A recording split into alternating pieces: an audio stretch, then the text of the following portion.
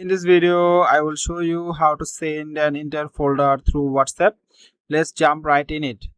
We are on WhatsApp right now and I want to send a folder to someone in this chat. Your first instinct might be click the plus icon in the bottom left corner, the attach button, and select document. Here is a folder I want to send which contains several photos. I will select it, but when I click open, it doesn't send the folder at all. Instead, it just opens it up and shows me the individual files instead. That's not what we want. We need to send the whole folder intake. So here's the trick. Close this window and open the file explorer on your computer. Look at the folder you want to send. Mine's on the compress, but navigate to wherever yours is saved. Right click it, hover over compress and select zip file, and that's it. Your folder is now compressed into a single zip file. Double click it and you will see the original folder and everything inside it's preserved.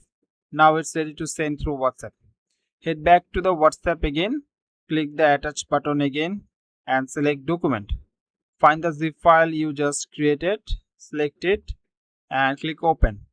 Add a message if you'd like, then hit send in the bottom right corner. Your file will start uploading, then send once it's finished. When the recipient downloads and opens the zip file, they will have the full access to the folder and everything inside it.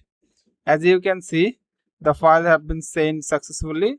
Let me download it real quick to show you. Once the recipient taps it open, they get everything inside the folder exactly as it was. If this saves you some trouble, drop a like. It really helps. We post tutorial like this every day, so check back often for more quick practical guides. Thanks for watching and have a great day.